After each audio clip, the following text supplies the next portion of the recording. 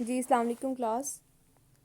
आज हम पढ़ेंगे वर्किंग ऑफ एसिडिक बफर्स। ठीक है, बफर्स दो तरह से बनाए जा सकते हैं। एसिडिक बफर्स भी होते हैं, बेसिक बफर्स भी होते हैं। सबसे पहले मैं आपको बताऊंगी कि बफर जब एसिडिक बफर बनाते हैं तो वो कैसे एक्ट करते हैं, वो कैसे पीएच को चेंज नहीं होने देते, पीएच को रेजिस्ट करते हैं। अगर कोई चेंज पीएच में एक्सटर्नली आ रहा है तो उसको वो रेजिस्ट करने की कोशिश करते हैं।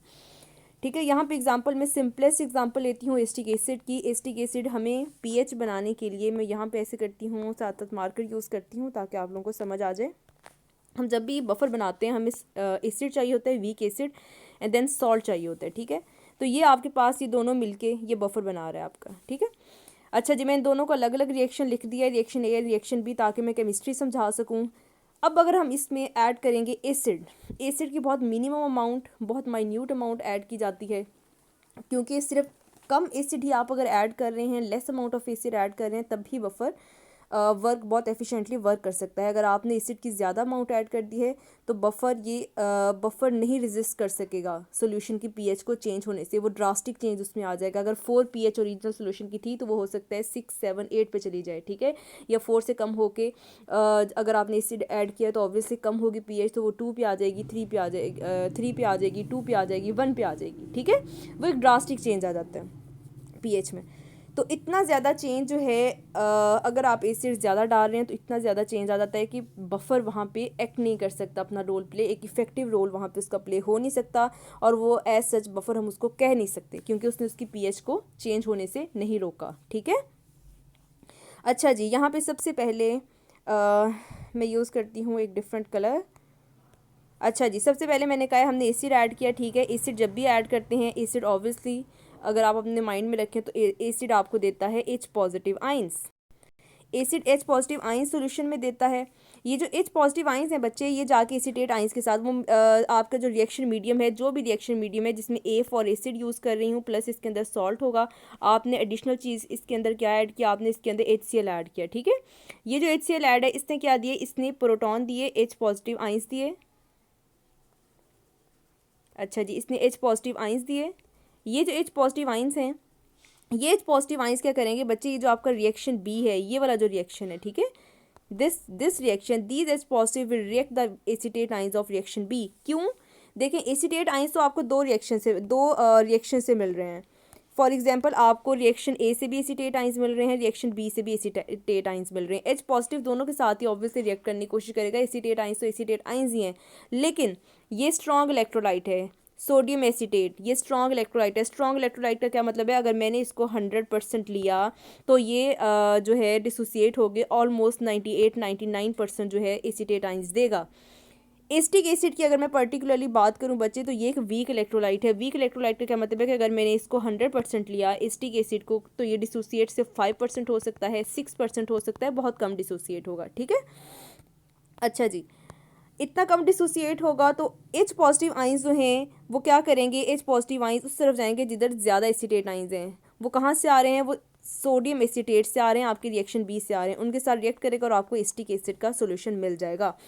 अब देखें यहाँ पे ओवरऑल मैं केमिस्ट्री इस तरह केमिस्ट्री समझाती हूँ कि जब H पॉजिटिव आइंस, अगर आपका एक नॉर्मल सोल्यूशन है, वो बफर नहीं है, एक नॉर्मल सोल्यूशन है, तो क्या होगा बच्चे, ये मैंने एक नॉर्मल सोल्यूशन लिया, ये बफर नहीं है। ठीक है, इसके अंदर HCl ऐड करेंगे, H पॉजिटिव आइंस वैसे ही रहेंगे सोल्यूशन में। ये जो H पॉजिटिव आइंस हैं ये उस रिएक्शन की पीएच को ड्रॉप कर देंगे। मतलब क्या, अगर ओरिजिनल पीएच में सपोज कर रही हूँ 7 थी, तो वो ड्रॉप होकर 4 पे आ सकती है, 3 पे आ सकती है, कुछ भी आ सकती है। ठीक है, ड्रॉप हो जाएगी क्योंकि H पॉजिटिव वहाँ पे फ्रीली अवेलेबल हैं। उन्होंने ये जो आपके पूरे का पूरा रिएक्शन सिस्टम था, ये जो पूरे का पूरा रिएक्शन मीडियम था, इसको एसिडिक नेचर का कर दिया है। ठीक है, लेकिन अगर आप बफर यूज़ कर रहे हैं, बफर यूज़ करते हुए अगर आपने, ये आपका कोई सोल्यूशन है जो कि बफर है, ठीक है, इसके अंदर अगर आपने HCl ऐड किया है, तो ये जो H पॉजिटिव है ये वहाँ पे फ्रीली अवेलेबल नहीं है। ये जो H पॉजिटिव आइंस हैं ये यहाँ पे फ्रीली अवेलेबल नहीं है, क्योंकि यहाँ पे जितने भी H पॉजिटिव आइंस हैं ये सारे के सारे कंज्यूम हो गए, ये सारे के सारे यूटिलाइज हो गए। किस में यूटिलाइज हो गए, ये वाले H पॉजिटिव आइंस जो मैंने यहाँ पे ये एरो लिखा हुआ है, CH3COOH लिखा हुआ है, एक्चुअली ये सारे के सारे H पॉजिटिव एसिटेट आइंस के साथ रिएक्ट करके इन्होंने एसिटिक एसिड बना दिया। ठीक है, तो यहाँ आपके सोल्यूशन में H पॉजिटिव फ्रीली अवेलेबल नहीं है, तो इसका मतलब है कि pH में ऐसा चेंज नहीं आएगा। चेंज आएगा बच्चे, लेकिन बहुत कम चेंज आएगा। इतना कम चेंज होगा कि उसको हम निग्लिजिबल चेंज कह सकते हैं, या हम कह सकते हैं कि हमारे रिएक्शन सिस्टम ने वो चेंज अब्जॉर्व कर लिया है। ठीक है। अच्छा जी, अब नेक्स्ट बात करते हैं एसीटेट आइंस की कंसनट्रेशन की। एक सेकंड में एक और मार्कर यूज़ कर लूँ। अच्छा जी, एसीटेट आइंस की कंसनट्रेशन की अगर मैं बात करूँ, मैं आपसे क्वेश्चन पूछूं क्या एसीटेट आइंस की कंसनट्रेशन पे कोई फ़र्क आएगा? तो बच्चे इसकी कंसनट्रेशन पे एज सच कोई फ़र्क नहीं आएगा। क्यों नहीं आएगा? क्योंकि H पॉजिटिव एक तो हमने एसिड बहुत कम अमाउंट में ऐड किया, ये 0.01 हो सकता है, 0.001 मोलर हो सकता है, बहुत कम अमाउंट एसिड किया। ठीक है। तो कुछ ना कुछ acetate ions obviously H positive के साथ रिएक्ट करेंगे, एसिटिक एसिड बनाएंगे। कुछ ना कुछ एसीटेट आइंस यहाँ से डिसअपेयर होंगे, कम होंगे। लेकिन ये जो एसीटेट आइंस यहाँ पे डिसअपेयर हो भी रहे हैं, ये दिस एसीटेट आइंस जो डिसअपेयर हो भी रहे हैं, CH3COON ने इतना स्ट्रॉन्ग इलेक्ट्रोलाइट है कि वो उस सारी की सारी डेफिशिएंसी को पूरा कर देगा। ठीक है। यहाँ पे अगर थोड़े बहुत एसीटेट आइंस H पॉजिटिव के साथ मिलकर आपको CH3COOH दे भी रहे हैं, तो बच्चे को सारे के सारे एसीटेट आइंस जो हैं वो दोबारा रिस्टोर हो जाएंगे। सोडियम एसीटेट उसको रिस्टोर कर देगा। एज सच इस रिएक्शन के ऊपर कोई फ़र्क नहीं पड़ेगा। अब मेरी बात सुने, अब आपने ध्यान से रिएक्शन ए देखना है कि रिएक्शन ए के ऊपर क्या फ़र्क आया है।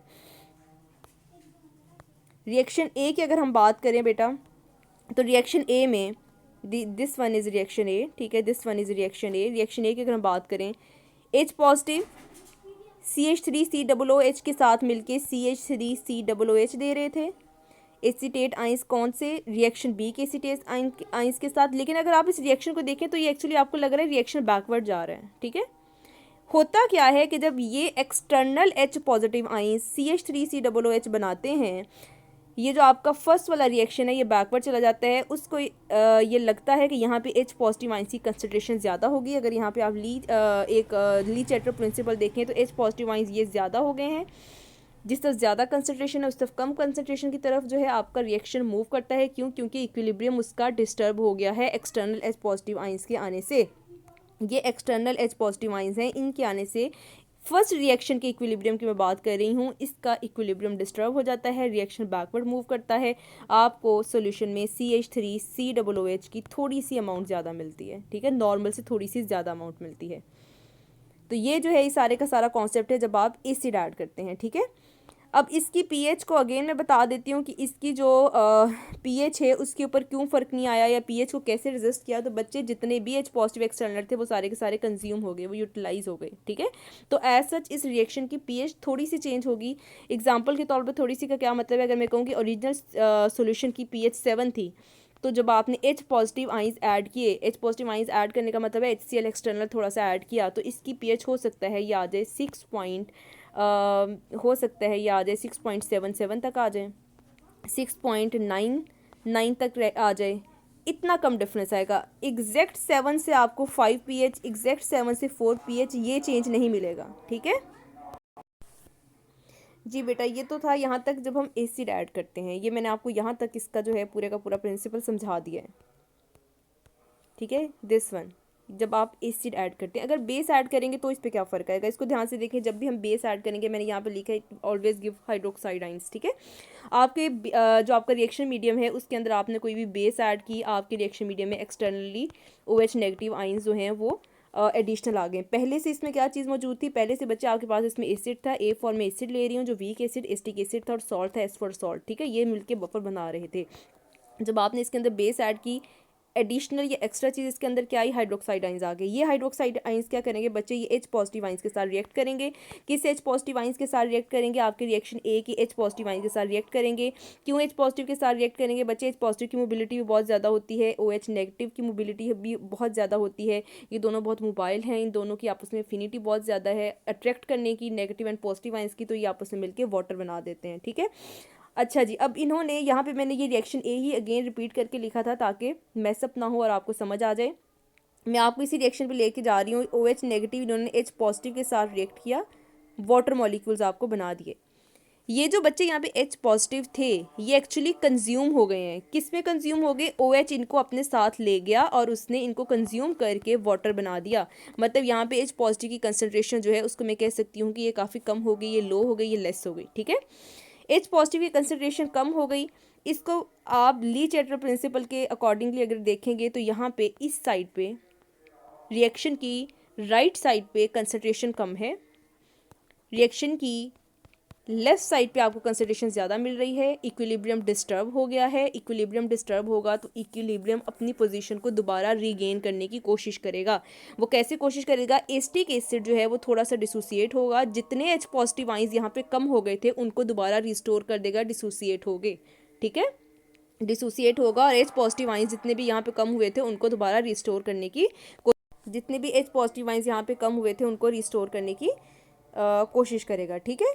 तो ये सारे का सारा इसका प्रिंसिपल था। यहाँ पे मैंने कुछ पॉइंट्स भी लिख दिए हैं, बाकी मैंने आपको एक्सप्लेन कर दिया है। इसके बाद आते हैं बेसिक बफर के ऊपर। बेसिक बफर की यहाँ पे मैंने एक एग्जांपल लिखी हुई है, ammonium hydroxide ammonium chloride. Again basic buffer उसी प्रिंसिपल के अकॉर्डिंग बनाएंगे जिस प्रिंसिपल पे हमने एसिटिक बफर बनाया था। एसिटिक बफर कैसे बनाया था? हमें वीक एसिड चाहिए थी और सॉल्ट चाहिए था।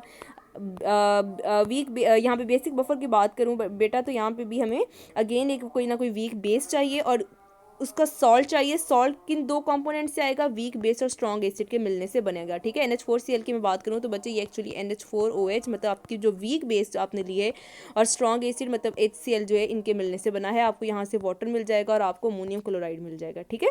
अमोनियम क्लोराइड आपका डिज़ायर सॉल्ट है। ये दोनों मिलकर आपको एक बफर सोल्यूशन देंगे। इनकी वर्किंग के ऊपर अगर हम बात करें कि वर्क कैसे करते हैं ये दोनों, तो बेटा पहले मैंने अगेन मैंने रिएक्शन ए और रिएक्शन बी करके लिखा है। ये आपका एक बफर सोल्यूशन है। होता क्या है कि जब आप इसके अंदर एसिड ऐड करते हैं, एसिड अगेन आपको H पॉजिटिव आइंस देता है। ये जो H पॉजिटिव आइंस रिएक्शन ए के OH के साथ जाके यहाँ पे रिएक्ट करेंगे। मैंने रिएक्शन ए दोबारा यहाँ पे लिखा था ताकि मैसअप ना हो, ठीक है। यहाँ आपको वाटर देते हैं, OH नेगेटिव की कंसंट्रेशन यहाँ कम हो जाती है। अमोनियम हाइड्रोक्साइड जो है वो डिसोसिएट होगा और वो रिस्टोर करेगा OH नेगेटिव आइंस की कंसंट्रेशन को, ठीक है। ये थोड़ा सा और डिसोसिएट होगा, जितना पहले हो रहा था उससे थोड़ा सा और होगा ताकि वो OH नेगेटिव आइंस की कंसंट्रेशन उसको रिस्टोर कर दे या इक्विलिब्रियम जो है दोबारा स्टेब्लिश हो जाए। अगेन इसके अंदर अगर हम देखें कि बेस ऐड करें तो क्या इफेक्ट आता है बच्चे? बेस आपको हाइड्रोक्साइड आइंस देती है।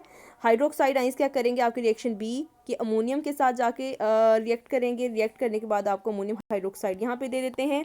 अमोनियम आइंस के साथ या कौन से अमोनियम आइंस के साथ हाइड्रोक्साइड जाके करेंगे? Ammonium chloride is a strong electrolyte. इनके अमोनियम आइंस ज़्यादा सोल्यूशन में है तो ये उन अमोनियम आइंस के साथ जाके रिएक्ट करेगा, ठीक है, और आपको अमोनियम हाइड्रोक्साइड दे देगा। सोल्यूशन में ओवरऑल मैं बात करूं बेस ऐड करें तो आपको NH4OH की थोड़ी सी कंसंट्रेशन जो है वो ज़्यादा मिलेगी, ठीक है।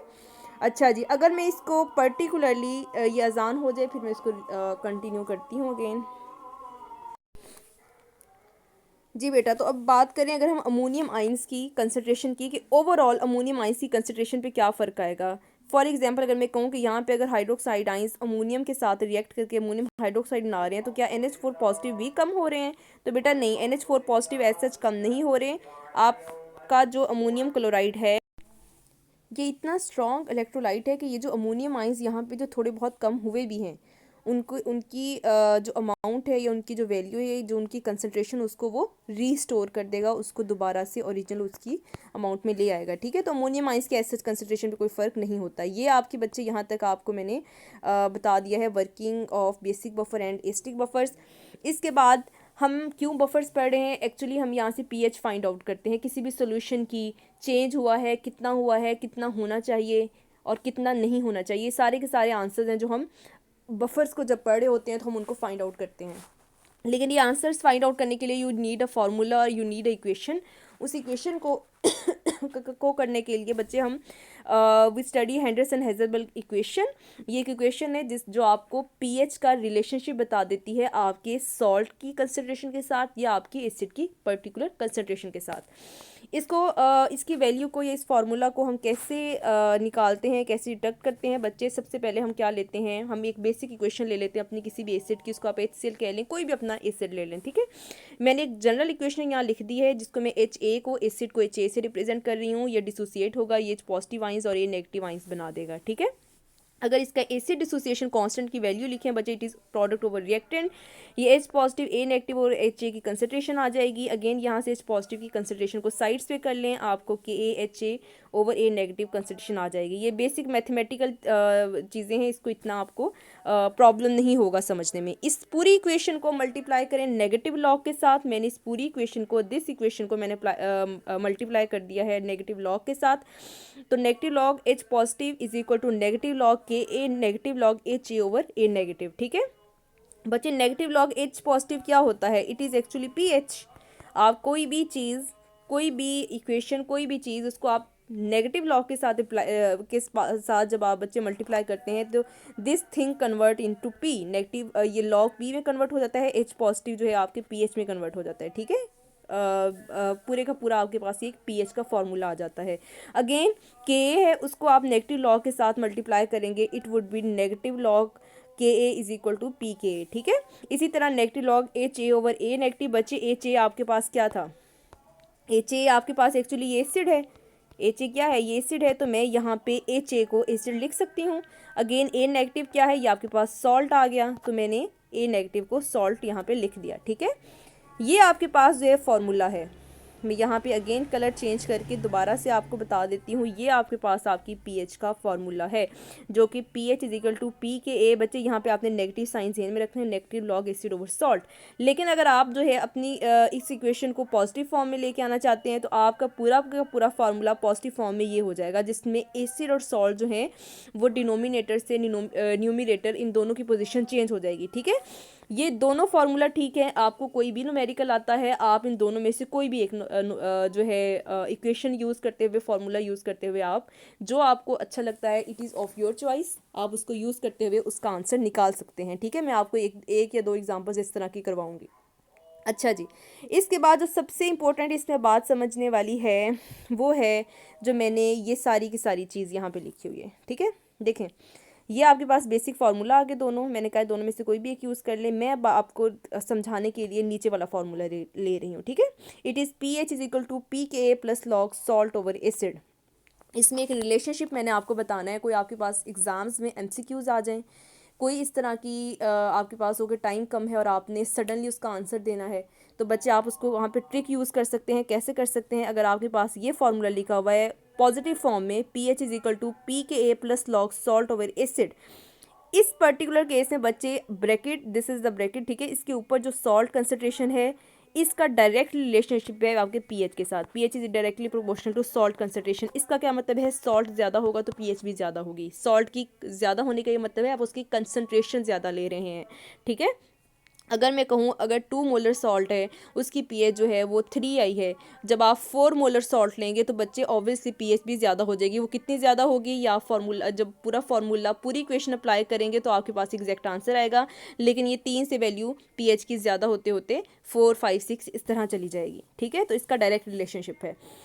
अच्छा जी, इसमें अगर मैंने सेकेंड अगेन उस पर आ जाएँ तो एसिड जो है आपके पास जितना कम होगा, ठीक है, दिस एसिड पॉजिटिव इक्वेशन की बात करें, जितना कम होगा पीएच आपकी उतनी ज़्यादा होगी। इनका आपस में इन्वर्स रिलेशनशिप है। ठीक है इसके बाद तीसरी इक्वेशन पे आ जाएं बच्चे। ये मैंने नेगेटिव वाली इक्वेशन लिखी है, ये दोनों मैंने पॉजिटिव वाली इक्वेशन लिखी थी, नीचे नेगेटिव वाली लिखी है, जिसमें एसिड ऊपर आ जाता है, सॉल्ट जो है वो आपका डिनोमिनेटर में आ जाता है। बच्चे इस केस में pH is directly proportional to salt concentration. ठीक है यहाँ पे सॉल्ट ज़्यादा करेंगे पीएच ज़्यादा हो जाएगी। आपने ये ध्यान रखना है कि ब्रैकेट से ऊपर और ब्रैकेट से नीचे क्या क्या चीज़ें हैं और आप कौन सी इक्वेशन इस्तेमाल कर रहे हैं। आप नेगेटिव वाली इक्वेशन यूज़ कर रहे हैं या आप पॉजिटिव वाली इक्वेशन यूज़ कर रहे हैं। ठीक है आपने एसिड और सॉल्ट को ध्यान में रखना है कि आपने इनको डिनोमिनेटर में लिखना है या न्यूमिनेटर में लिखना है। ठीक है तो इसी तरह ये लास्ट वाली है, उसमें एसिड और आपकी जो पीएच है इसका आपस में इन्वर्स रिलेशनशिप है। जितना एसिड ज़्यादा होगा उतनी ज़्यादा आपकी जितना एसिड ज़्यादा होगा उतनी कम पीएच आपकी हो जाएगी। ठीक है इन्वर्स रिलेशनशिप है। तो ये मैंने आपको एक ट्रिक बताई थी। कभी आप न्यूमेरिकल्स इस तरह के कर रहे होते हैं तो उसमें आप जो है आपने सडन आपने देखना हो कि सॉल्ट की आपसे कोई कंपैरिजन पूछ लेता है कि पहले हमने सॉल्ट इतना लिया था और उसकी ये पीएच थी, तो अभी हम सॉल्ट इंक्रीज़ कर देंगे तो क्या पीएच आएगी, तो आप उसको इस तरह फाइंड आउट कर सकते हैं। पीएच का मैंने किस तरह हमने फार्मूला डिडक्ट किया है वो मैंने आपको बता दिया। पीओएच अगर आपने करनी है बच्चे, it is use for base. ठीक है अगर आपने पीएच करनी है तो इसका फार्मूला चेंज हो जाएगा। इसका POH is equal to P K B plus log salt over base. ये एक्चुअली द सेम फार्मूला, लेकिन इसमें पी के को हमने पी के बी वैल्यू के साथ कर दिया है। के बी क्या होता है बच्चे? K b is equal to base dissociation constant. ठीक है, या डिसोसिएशन कांस्टेंट ऑफ बेस, यहाँ पे जगह कम है, it is a base dissociation constant plus log salt over, यहाँ पहले एसिड था क्योंकि हम एसिड के लिए इक्वेशन हम पीएच फाइंड आउट कर रहे थे, अब यहाँ पे बेस है क्योंकि हम बेस के लिए कर रहे हैं। ठीक है, अच्छा जी, तीसरा फार्मूला आपने हमेशा पढ़ा होगा, p H plus p O H is equal to 14। ये मैंने इसलिए लिखवाए हैं कि न्यूमेरिकल्स में ये 2 से 3 आप यूज़ करेंगे तब आपका आंसर आ जाएगा। ठीक है, यहाँ पे मैंने एक न्यूमेरिकल लिखा है, मैंने आपको वैल्यूज़ गिवन दिए हैं, मैंने कहा है कि मुझे कोई बफर सोल्यूशन है, मुझे उसकी पीएच भी बताएं, मुझे उसकी पीओएच वैल्यू भी बताएं। अगर आपके पास सॉल्ट ये अमाउंट में हो, ये कंसनट्रेशन हो, और आपके पास जो एसिड है उसकी ये कंसनट्रेशन हो, और के आपके पास गिवन हो, मतलब इस पूरी इक्वेशन में आपने फाइंड आउट क्या करना है, आपने फाइंड आउट करनी है पीएच की वैल्यू एंड पीओएच की वैल्यू। ठीक है, सबसे पहला स्टेप क्या होता है किसी भी न्यूमेरिकल को करने का, आपको कोई भी सब्जेक्ट है उसका कोई भी न्यूमेरिकल है, आपने उसका बेसिक फार्मूला हमेशा लिखना होता है। ठीक है, ये मैंने बेसिक फार्मूला लिखा, लिखने के बाद आपको क्वेश्चन जो पूछा गया है उसमें आपने देखना है आपके पास कौन सी वैल्यूज़ गिवन है। पीएच बच्चे हमने फाइंड आउट करनी है, पी के आपने देखना है आपके पास गिवन है कि नहीं है। अगर आप देखें अपनी जो ओरिजिनल आपके पास आपको जो भी वैल्यूज़ दी गई हैं उसमें आप देखें तो आपको के ए की वैल्यू दी गई है, पी के ए की नहीं दी हुई, तो इसका मतलब है इसको भी आपने फाइंड आउट करना है। बच्चे सॉल्ट आपके पास दिया गया है, एसिड आपके पास दिया गया है, इन दोनों में आपने क्या चेक करना है। देखें मेरी बात सुने, जब हम ये चीज़ लेते हैं bracket, it represent concentration, concentration को हम क्या कह सकते हैं, मोलैरिटी। ठीक है, RITY, मोलैरिटी। मोलैरिटी क्या होती है, number of moles divided by volume. Number of moles क्या होते हैं, mass over molar mass divided by volume. ठीक है, ये आपके पास पूरी मोलैरिटी का या ब्रैकेट का ये मतलब आ जाता है। इसको बताने का क्या मकसद है, इसको बताने का ये मकसद है कि आपके पास जो भी कंसनट्रेशन है वो आपके पास मोल्स में होनी चाहिए, मोल्स पर लीटर में होनी चाहिए। ठीक है, या मोलैरिटी में होनी चाहिए, कंसनट्रेशन के यूनिट्स में होनी चाहिए। ठीक है, ये पर लीटर भी हो सकता है, पर डेसीमीटर क्यूब भी होता है। ठीक है, litre is equal to decimetre cube, तो कोई भी चीज़ हो सकती है। ठीक है, तो ये होनी चाहिए, आपने ये चीज़ चेक करनी है। हमने अब अगर अपने उसमें चेक करें जो हमें ओरिजिनल क्वेश्चन में पूछा गया है, तो उसमें हमारे पास के है बच्चे, पी के नहीं है, हमें पी के चाहिए। उसमें हम फार्मूला अपना लगाएंगे, p K is equal to negative log K, हम यहाँ से पी के की वैल्यू फाइंड आउट कर लेंगे। ठीक है, अब दूसरी चीज़ हम देखेंगे कि सॉल्ट की कंसनट्रेशन बच्चे यहाँ पे गिवन है, फिर हम उसके यूनिट्स देखेंगे। यूनिट्स भी हमारे पास द सेम यूनिट्स हैं जिसमें हमें चाहिए था, हमें मोलैरिटी के यूनिट्स में चाहिए, हमें मोलैरिटी के यूनिट्स में ही क्वेश्चन पूछा गया है, हमें इसको चेंज करने की ज़रूरत नहीं है। फिर हम देखेंगे हमारे पास एसिड की क्या कंसनट्रेशन है, उसको हम देखेंगे, उसके यूनिट्स देखेंगे। तो अभी हमारे पास हर चीज़ जो हमें अपने फॉर्मूला में चाहिए थी वो हमारे पास अवेलेबल है। इस सारी वैल्यूज़ को हम पुट करेंगे अपने फार्मूला में, हम दोबारा अपना फार्मूला लिखेंगे। यहाँ पे मैंने दोबारा से नहीं लिखा, इस फार्मूला को आप यहाँ पे लिखें। जब आप इस फार्मूला को यहाँ पे लिखेंगे, इसके अंदर जो है आप क्या करें, अपनी वैल्यूज़ को पुट करना शुरू करें। आप पी के की वैल्यू पुट करें, आप सॉल्ट और एसिड की कंसनट्रेशन की वैल्यूज़ पुट करें। जब आप ये वैल्यूज़ पुट करेंगे, इनका आंसर निकालें। ये मैंने आंसर निकाल दिया है बच्चे, इनका निकाल के आप इसको खुद अपने हाथ से चेक कीजिएगा। पीएच की वैल्यू तो आपके पास आ गई। दूसरी चीज़ उन्होंने पूछी थी पीओएच। ठीक है, 2 तरीके हैं, या तो पीओएच के लिए ये सारा तरीका करें, लेकिन ये कैसे करेंगे, आपके पास पी के भी गिवन नहीं है, आपके पास अब दूसरी चॉइस है। ये बहुत आसान चीज़ है, आप pH plus pOH is equal to 14।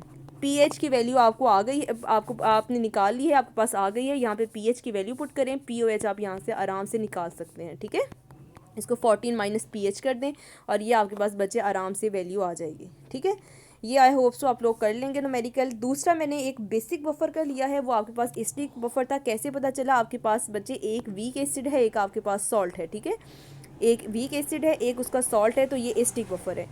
दूसरा न्यूमेरिकल मैंने एक बेसिक बफर का लिया है ताकि आप लोगों को ज़्यादा अच्छे से क्लियर हो जाए।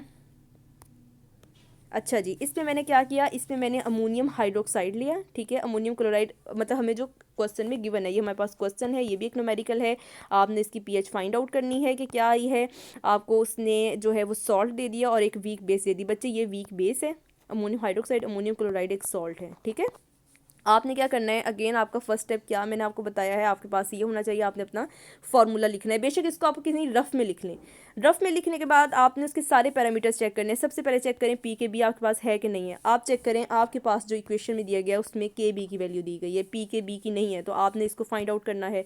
सॉल्ट को देखें, सॉल्ट है कि नहीं, बेस को देखें है कि नहीं, सॉल्ट और बेस दोनों की कंसनट्रेशन को देखें, दोनों की कंसनट्रेशन है, यूनिट्स वही हैं जो आपको चाहिए, तो आप यहाँ पे पुट कर सकते हैं। ठीक है, एग्जैक्ट इसको चेंज करने की ज़रूरत नहीं है। अच्छा जी, इसमें अब हम सारी अपनी वैल्यूज़ पुट करेंगे। हम यहाँ से अपने पी ओ एच की वैल्यू निकाल लेंगे जिस तरह मैंने आपको बताया है। अगेन इसके ऊपर आप क्या करेंगे, अपना फार्मूला लगाएंगे दूसरा पी एच निकालने के लिए, जो कि p H plus p O H is equal to 14 है। ठीक है, तो ये आपके पास जो है फाइनल पी एच यहाँ से आ जाएगी। ये आप लोगों का बच्चे यहाँ तक क्लियर हो गया है। मैंने ऑलमोस्ट इसमें सारा आपको बता दिया है, उसकी वर्किंग, उसका principle, direct buffers, indirect buffers, ये मैंने आपको पढ़ा दिए हैं। आपने क्या करना है, मैंने आपको एक बुक आपके साथ शेयर की है, आपने उस बुक के न्यूमेरिकल्स में जाना है। आपने टाइप 1 एंड टाइप 2 न्यूमेरिकल्स उसके सॉल्व करने हैं। टाइप 3 को भी रहने दें, वो जब मैं आपको बफर कैपेसिटी पढ़ाऊंगी आपने वो तब करना है। ठीक है, आप उसको न्यूमेरिकल्स को सॉल्व करें, वो ऐसे जैसे ही हैं जैसे मैंने आपको समझा दिया है, तरीका यही है। उसमें कुछ चीज़ें चेंज करनी होंगी, कुछ का कोई ना कोई यूनिट चेंज करना होगा, वो आप उसको करें। उसमें कहीं पे भी कोई कन्फ्यूजन है, कहीं कोई क्यूरी है, कोई चीज़ समझ नहीं आई, मेरे इस लेक्चर में कोई चीज़ समझ नहीं आई, नेक्स्ट जो हमारी हमारी जो है ऑनलाइन क्लास होगी जूम पे, उस पर आप मुझसे पूछ सकते हैं। ठीक है, थैंक यू सो मच।